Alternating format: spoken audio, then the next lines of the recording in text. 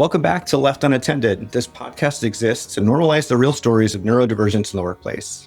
That's the triumphs, the struggles, the masking, and the misunderstandings, and the moments when people finally get language for what's been happening underneath the surface. Today, I'm joined by James Lang, a MedTech COO turned AI growth architect and managing partner of Overlang Venture Partners.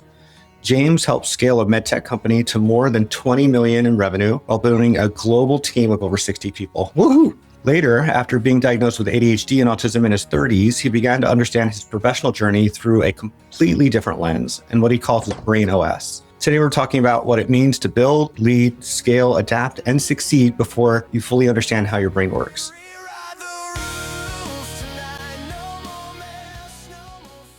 Welcome to the show, James. Yeah, thank you. I feel like it's going to be a really cool conversation, kind of dive into all the ins and outs of making it with all the headwinds and then figuring out how to build the life you want once you figure out how your brain works. Yeah.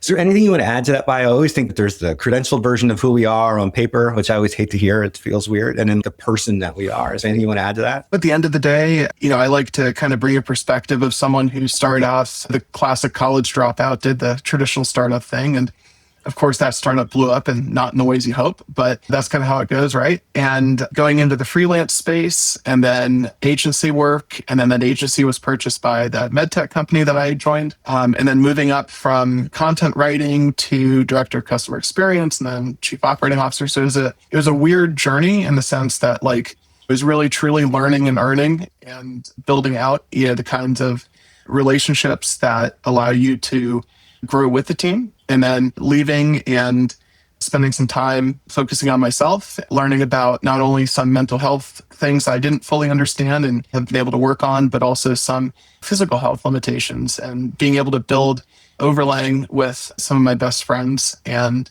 being able to build around limitations rather than in spite of. Yeah, it's worked out really well for us. So kind of backing up from the space of how do you push through, which I think is not always the healthiest narrative, to how do you get honest about what your limitations are and what your options are and figure out how to maximize those moments and those things. And again, building the team around you that makes up for all of your many weaknesses, which if you're anything like me, you have plenty of. Right? I love that you use the brain OS, the narrative, because I always jokingly try to explain to people masking is very much like having a Mac PC or a Mac translate into PC and then trade back into Mac. So I kind of love the brain OS version of that. What changed for you when you finally understood your brain OS per se through ADHD and autism in your 30s? Yeah. So first off, ADHD seemed like something very foreign to me, right? I was used to people in school that had ADHD were bouncing off the walls and I was a couch potato. So I figured there's no way that's me, right? And then there were moments when my parents split up, I had to kind of dive into, they have court mandated therapy and stuff for kids. And that's really great, but they threw it all under the depression bucket and that wasn't super helpful. So then fast forward, and I kind of just walked away from mental health stuff because it just didn't line up. Depression and treatments for depression didn't really seem to work for me. And so when you talk about masking, something people would always tell me is, oh, you're super outgoing, you always know what to say, or I have friends that call me a magnet, which is something I find absolutely disgusting, but it's the way other people see you, right? It's very different from the way we see ourselves. And anyways, through therapy, I learned, especially once and they don't tell you they're testing you for autism, which definitely caught me off guard. I'm like, yeah, right, whatever. But then they started to unpack why and the what and, what that looks like.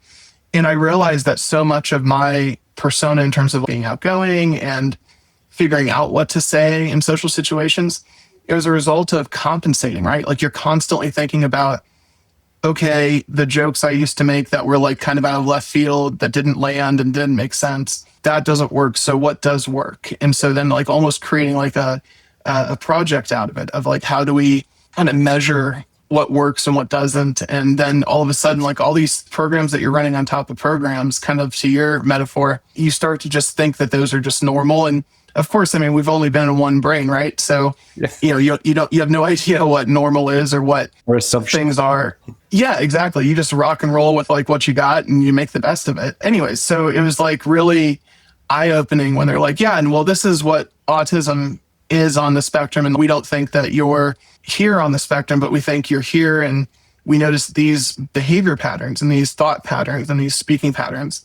And I was like, okay, well, that's interesting. And then once that kind of sparked me into like, okay, I've always thought on paper. That's been my coping mechanism, is like writing things down and brainstorming. And I always say to our team, like, if it's not on paper, it's not real. And that's valid and super helpful. But for me, it was also a crutch. And then I started to understand, like, looking at what I was writing down and how I was thinking, what my thought processes were. And I remember just specifically with the Brain OS, a buddy of mine, we were hanging out and I just started writing down what came to mind, because what I realized is, like, so often in conversation, I would be thinking about something that was like 3 or 4 jumps away from what we were talking about. And I couldn't like find the breadcrumbs to get back.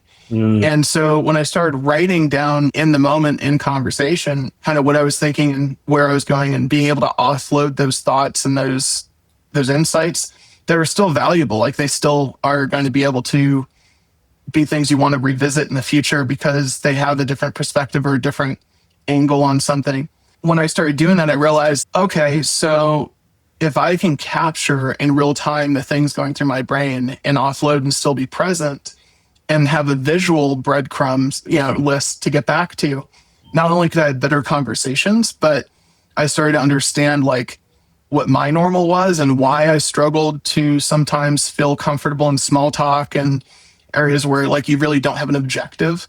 Yeah. So all of that started to make sense. There's just little pieces that, of the puzzle that started to fit together. So for me, it was like, how do I organize my thinking on paper and offload kind of the all over the place stuff that I had suppressed and kind of tried to ignore and tamp down and compartmentalize and allow maximum opportunity from every brain cycle, so to speak.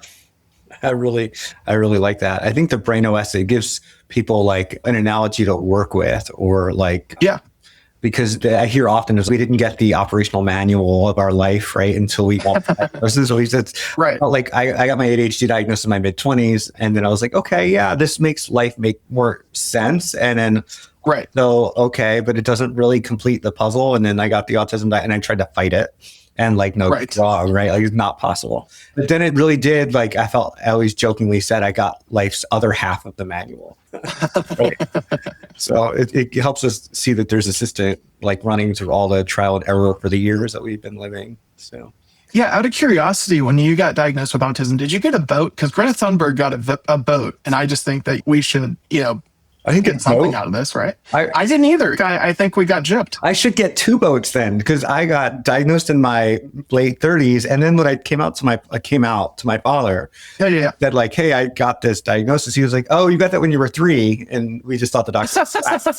Because I also had court mandated therapy from right. You got divorced, and that's how it came out. And apparently I don't even remember this, but he said I went through a whole year of being nonverbal, and it was very interesting to like look back and not have certain memories that he would tell me about. But yeah, so I need 2 boats. Yeah, we can start a fleet. And it's interesting how like both of us kind of bumped up against it versus getting a direct A to B solution. It was like kind of a long way around of getting there. Yeah. But, that initial interaction with mental health, and I think there's something to like when it's court mandated and it's part of like a divorce thing, I feel like you're not there because you're trying to solve something. You're there to prove you're okay. Yeah. And so it's not really helpful because you're not really a partner in it. You're just kind of going through it. For me, I was like 3-4 years old when it happened. So I don't you remember going, and I remember not wanting to go and like playing in the office, but I don't really remember the part of it at all. Yeah, of course. But it's interesting to me, like how different memories and different levels of consciousness, but at the same time, the fact that neither one really helped us in the end, because it was either sabotaged by parents in a way, or it was sabotaged by circumstance. Yeah. I love looking back at the history and kind of rewriting some of that. And with your past, being a freelance writer to COO, and then where you are at now, and having 60, do you have the 60 team members now, or that's what you had before? No, absolutely not. My life's wonderful now. So I'm curious, like when you had the 60 and then looking backwards with what you know now, do you see things differently with your team? I see almost everything differently because I was very much a behind the scenes person. So my roles, I would generally, I was really involved in building out departments like customer service and other things. So for some departments, I was way out in front. But for a lot of the other stuff, I was the behind the scenes person that people would want me in the meetings because it wasn't so much that I had a lot to bring to the meeting in the moment, but it would be like the conversations afterwards. Like the joke was I was the camp counselor. People would come to me with whatever their issue was. And it actually got so crazy at one point. One Halloween, I dressed up as a camp counselor and I had a fanny pack full of kazoos. And so it was like, whenever you're upset, just blow your kazoo. And so then it turned into something. So I had to have like a bunch of kazoos in my desk drawer. And so it was like literally people would come in and just be like, whatever. And just be like, all right, well, here's your kazoo. So every once in a while you hear like in the warehouse, I was like, all right, well, somebody's having a bad day. It was just one of those things, right? Of like the things that other people valued were also kind of sometimes the symptoms of the things that, we were kind of incongruent, or at least I was. Yeah. And so for me, being in the background was great because it didn't require me to lean into the things I wasn't as comfortable with or required more work and was really draining. So being able to do content writing and being able to build out, manuals and handle a lot of the operational stuff of like, how do we maintain our sales taxes and whatever else, right? And so all of those things, it was interesting. But also what I realized in that last like year and a half that I was in the C-suite was how much you have to spend managing up and down at that level, because you have to deal with shareholders, you have to deal with CEO, and generally is dealing with, because what you're trying to do is be that umbrella that absorbs all the drama up above and keep that from impacting the frontline team. Yeah. And we had quite a bit of variability in the size of our team while I was there, because a lot of our people were remote. This was during COVID. So you had distributed teams all over the place. And we were kind of ahead of the curve in terms of Zoom being kind of how we did business. And it was weird. Like when we first joined, when we first got absorbed, it was all Zoom. We didn't meet in person as a team because this was out in LA, so it was very restricted. We didn't meet in person until probably a year and a half into working together. We were all Zoom people at that point. And actually that worked out really well for me. It allowed me to take advantage of all the benefits of being behind a screen and being able to kind of organize things on my own, not feel like that social anxiety of being in the room. Yeah. So there were a lot of things I just realized looking back. It's like, okay, there's a lot of things now that make sense as to like why I really enjoyed those times and why I gravitated towards, I'm totally comfortable working from home and leaving the house every couple of days kind of thing. It's not really something I notice, which is so not healthy apparently.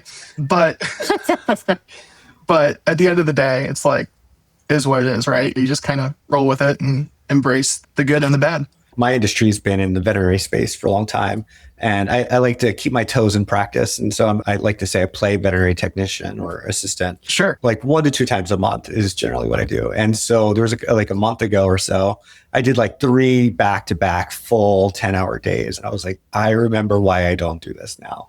Right. I remember why I work so from draining. home and why it's so beneficial to work from home for me. Yeah, it gives you a sense of safety, a sense of the ability, like there's less of a mask digitally than there is in person. And again, I go back to like when I was strongest in my role, it was when I had something to accomplish, something to do, something to communicate, something to lead or ask the right questions to drive the team towards, because you hopefully surround yourself with a bunch of people that are a lot smarter than you. And so your goal is just to be the quiet person in the room, letting all the smart people talk and then just ask the right question at the right moment to help shape the conversation, steer direction without being, thumb on the scale, because that's not really the goal anyways, right? It's to let the smart people be smart and facilitate more than dictate. Yeah, 100%. Do you find that you're like, how do you think your brain is shaped, like the way you lead a team? Back then, I guess it's kind of back then versus now. And back then it was trying to be everybody's therapy person, I guess, and there's a superpower in that, in the sense that when you have the ability to be that person in the office who people come to with their problems, that means that you're going to know 5 days ahead, before things blow up, because you're going to see, kind of like talking about breadcrumbs again. You can see, okay, I see how we got here. And you can start to like navigate and push and pull and try to avoid problems or get out ahead of it. And startups, your team is so intimately connected. It's not, you go and you clock in, you clock out, right? You're wearing whatever hat on the hat rack makes sense that day, because it's like, we got to get it done. We have this problem, put out this fire, and you're going from fire to fire to fire. And it's really addictive because you get that dopamine rush of like, oh shit, this is going on now. I got to solve this. And so validation and yeah, totally. And you get to be the hero, right? You get to figure it out. And then sometimes other people get to be the hero. And if you can figure out how to recognize those people and make sure that you get their just desserts, so to speak, so they keep showing up and keep achieving. But I look back at how I managed back then, and it was very, very conversational, very engaged around like, hey, let's talk about this thing. Let's work on this together or whatever. And it allowed me to go from thing to thing to thing. It was always like, what's next? And that was great. But I look now how I manage, and I'm on a team of really great people. So again, the goal is to be the dumbest person in the room. If you can achieve that, you're going to be just fine. And so now it's more trusting everyone to kind of pull their weight, do their area of expertise. And instead of trying to sit down and think on paper of what's our 30, 60, 90 look like, it's more, okay, let's have a conversation on Monday. What can we achieve this week? And how do we get there? And then you're just kind of checking in like, hey, do you need anything? Right. And so it's much less micromanaging and much more focused on how do we stay task focused and how do we move the ball forward? And how do I make sure that I'm holding up my end, because I know that the rest of the team's holding up theirs, and which is a privilege of working with people that you trust and know. And not only trust personally, I'm a big fan of like the term chosen family, right? You got the family you're born with, but then you got the people that you absolutely trust implicitly. But then on top of that, that they know their shit. So it's like you have that trust level, but you also have trust in their capabilities. And so when you have both of those things, that's my favorite part of this chapter of my life, is I can really lean into the team dynamic and knowing that, I mentioned before, there's some physical health issues. So like I've got some GI and respiratory issues, and those things are unique because it's all related to some birth defects. And that means that there's some days and some weeks where I'm just down. I'm not going to be running at 110%. And that's, again, why we've built Overlaying Venture Partners in this way. It's like, we know here's the strengths, here's the weaknesses, here's what we need to make up for that. And so again, when you have people that care about you, when you have people that want to see everyone succeed, it's really a dramatically different environment from that startup, and everybody's just kind of thrown together. You don't really know each other. You're trying to figure it out as you go, and you're building the org chart while you fill the org chart. It's a very different experience this time around, and being able to do things the right way, think ahead, and tap people with real expertise. Yeah. So you mentioned like some of the medical challenges. Like, how do you think that experience like shapes your resilience or your leadership or like your relationship with pressure on the job? It focuses you on legacy a lot more. Like that's a big part of why I'm on these podcasts is, okay, I know that I have maybe less time than other people. And so, okay, whatever that is, we all have an expiration date on our milk cart, and the goal is to kind of push it out as far as you can. So there was definitely a period for me where I was really angry about it, because it was like, I left Launch Medical, and it was like going and doing some window shopping of like, I could have a lot of different jobs, right? There were recruitment opportunities. I moved from Scottsdale, where we were based at the time, out here to Denver. And it was like, Denver Tech Center is a huge hub, and there's so many different companies here, and there's so many opportunities. And it was like, okay, great. And it's like, you think you're figuring out what you want to do, and then you get like hit by a bus. And it's okay, well, I guess none of these are options right now, because the last thing I'm going to do is commit to like some really demanding role and not be able to do it, because my reputation's built on being the guy that's able to over deliver. And I'm just not going to set myself up to have some big moment where I let a bunch of people down. So it was like, yeah, it was really frustrating. I was really angry for a while.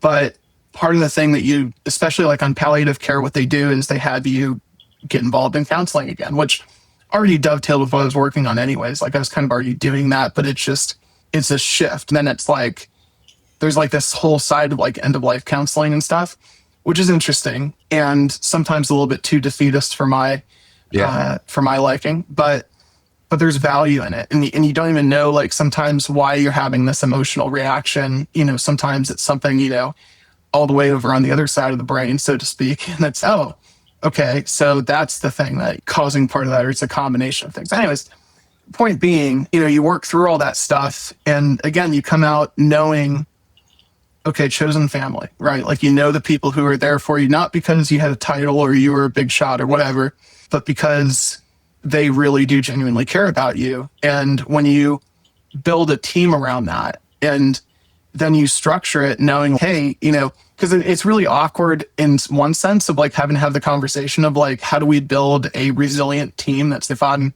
not there for whatever reason, how do we fill that hole? And so how do you build an organization where you're like, this is like Swiss cheese at any moment? But it's really cool because you have these conversations that you probably should have anyways as a group of people building something. So you have some redundancies, you have some solutions, and those are really valuable conversations because it shows you who people are. And one of my best mentors, who unfortunately has passed away, but he used to say, when people show you who they are, believe them. Yep. And that's been a really valuable takeaway for me. Yeah. I don't know if I answered any of your questions, but that's where I think you did. I think you did in a way. I love that. And yeah, that's something I have to always remind myself when people show you their colors, because it's like, I've always said, I think that neurodivergent individuals, and probably anybody with invisible disability or a minority group, I believe, this is my personal opinion, is that we have a wider resilience band, right?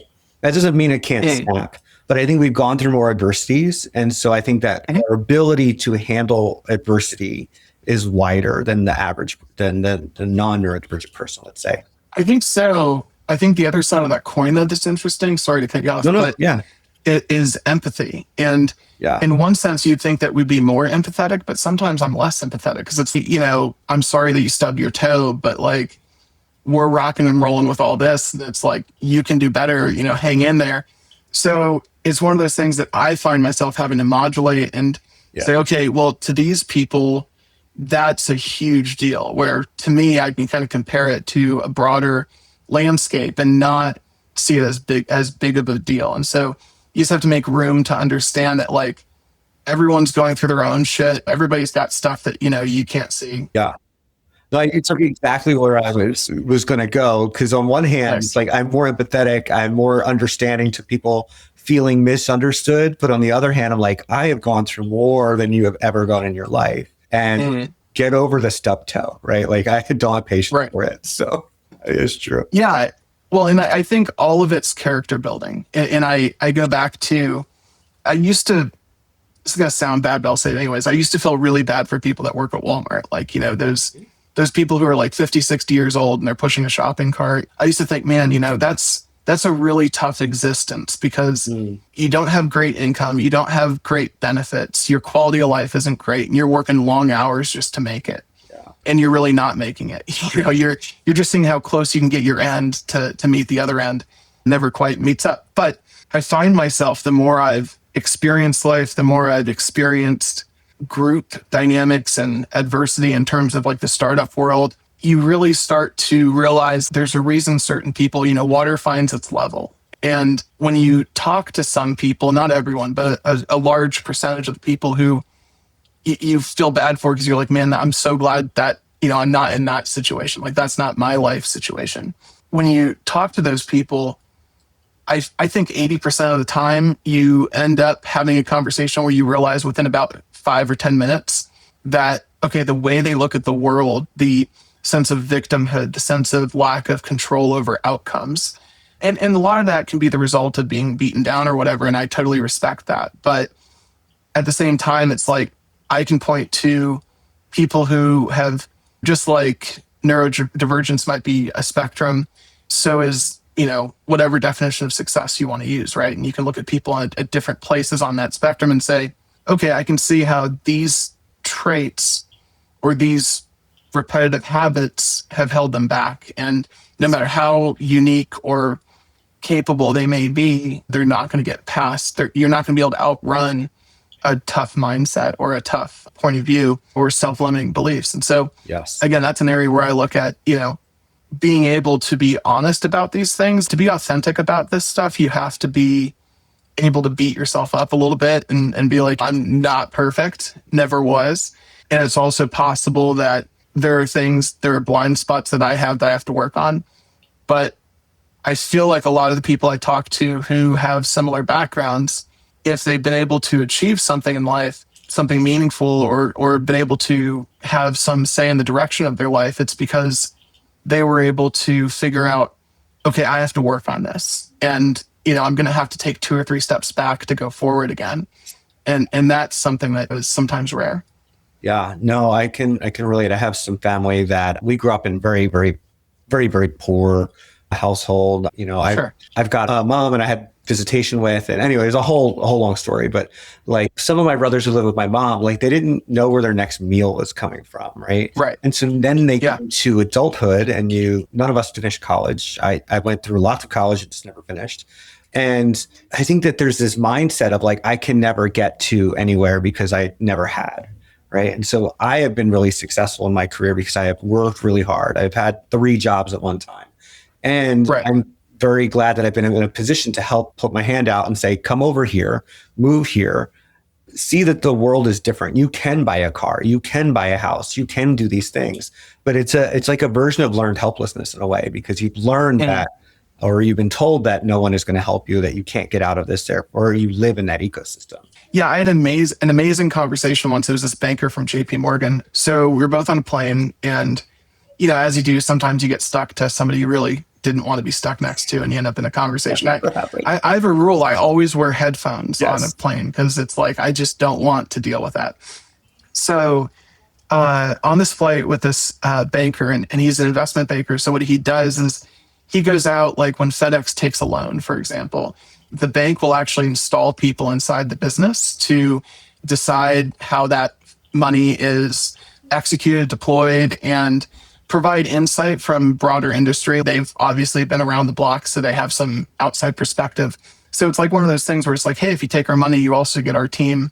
They'll come and work with you and help you grow. So anyways, he was telling me the story of out in Detroit, JP Morgan had built the whole point of the factory was to create jobs.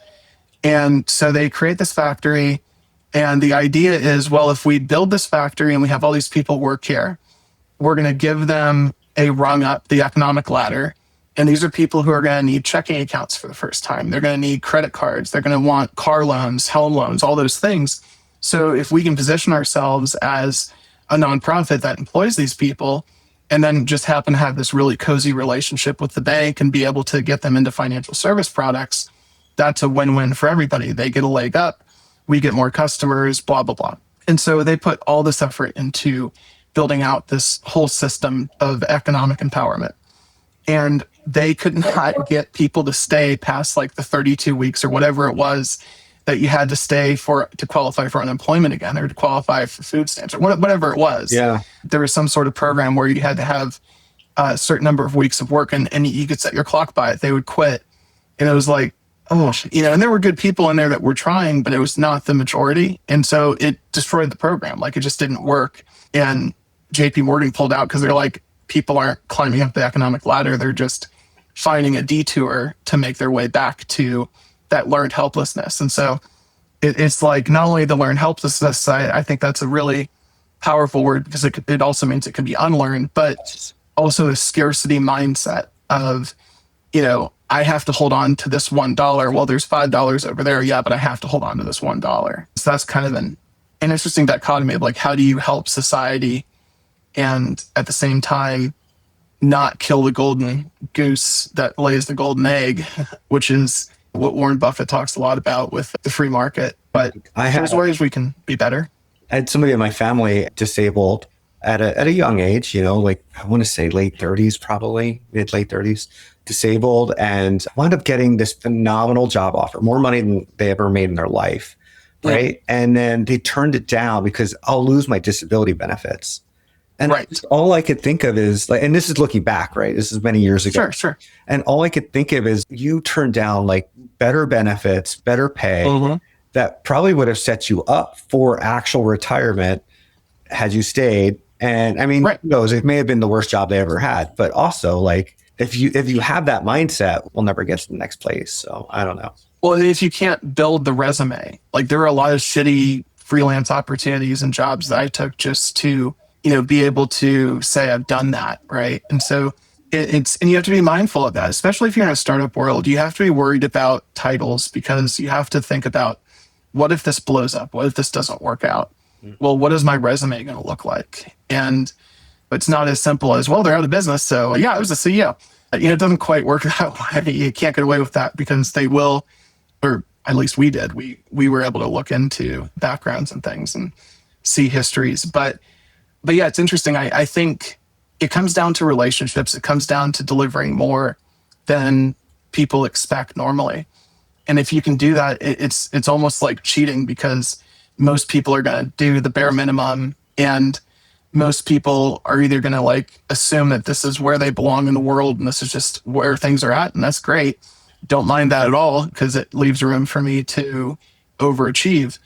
But I always enjoyed finding a way to take the team with me, so to speak, and figure out ways to empower people. One of the most fulfilling moments was we had a commercial studio in our office because we filmed reels and all sorts of other social media things. And one of the guys on the customer service team was really into videography. And so it was slowly but surely, we kind of nudged him towards that side of the shop. And so he got the opportunity to do some interning over there. And it was really cool because he ended up leaving, which I'm not upset about, because he had, that new experience that he was able. In LA, you have a ton of jobs like that. So plenty of lateral opportunities. But it was really cool seeing him able to do that and being able to play a role in creating that opportunity for somebody that was willing to climb the mountain. How do we get them in a position to take that first step? Yeah, I love that. Oh, this has been a great conversation. One of the last questions I always ask my guests is, the podcast is called Left Unattended. For you, what does that mean? What I'm learning now in these moments where I reconnect with people from high school, for example, is there are so many relationships that I left unattended, and I moved around. So you follow the dollars. If you're able to move around, you do. And it used to be kind of a weird thing. Now it's just normal. But I just noticed my recollection of life back then, and the high school years, which were always awkward anyways, and what people who grew up with me tell me their recollection is, and their perception is, it's so different. And so then looking back, it's okay, I can see how through my lens, I kind of left a lot of relationships unattended that now I'm getting to go back and kind of water a little bit and see. And that's really rewarding. But yeah, I guess that's where I would go with that term. James, I think what I'm taking away from the conversation is that success doesn't always mean that someone has been fully supported in their career and their life. And sometimes it means that we need to find a way through without a manual, right? Without our OS, or at least knowing what the OS is. So, well, I think people are the solution, right? The quick patch is people. And if you can build relationships, you can get through. Maybe you had a crappy chapter or crappy circumstance that led to a crappy chapter in your life. But if you can find a way to be of value and be of service, and you can build new relationships, you can build new on-ramps, and those people, it becomes an incredible source, a well of support as you move into the later chapters. So it does get better. I love that. For anyone listening, I hope this conversation creates a different question for you. Where have you been calling something a personal flaw when it may have been a design issue? Where have you been relying on grit when it actually needed clarity in the situation? And where have you succeeded while still needing support? So if this conversation made you realize that you are leading, building, scaling, or performing while carrying more invisible load than people realize, I'd love to have a real conversation with you. You can book a call with me at synapt, it's syn-apt.me on my website. And James, if anyone wants to reach out to you or find you, where can they find you? Yeah, so always happy to connect on LinkedIn. Send me a message. I try to respond to all of them. Sometimes it takes a while, but you can also, our website, we actually just launched this new learning portal on our website. So learn.overlang.com. And that we have 2 free AI courses where we've kind of gone in and looked at ways to help people catch up on that. And then we do have some premium courses as well, but that literally just launched 3 hours ago. So really excited to have that across the finish line, and invite everybody to check it out. Awesome. And I'll make sure the links are in the show notes here. Thanks again, James, for being a guest. And until next time on Left Unattended. Thanks. It's been great. Thank you so much for listening to this episode of Left Unattended. A huge thank you to my guest. And of course, thank you, Dustin Bays, for editing and making sure this podcast sounds as good as it feels. If today's conversation resonated with you, let's keep the connection going. Join my newsletter for weekly insights on neuro-inclusive leadership, and that's synapt.me/newsletter. That's syn-apt.me/newsletter. Learn more about coaching with me at synapt.me, syn-apt.me. And finally, if you enjoyed this episode, please follow the podcast and leave a review. It helps more people find these conversations. It reminds the world that belonging is not a luxury. It's a leadership strategy. Until then, I'm your host, Ron Sosa, and this has been Left Unattended. Until next time. For decades played the part they wrote, pushed down every honest note, but imitation drains our soul. It's time to take back control.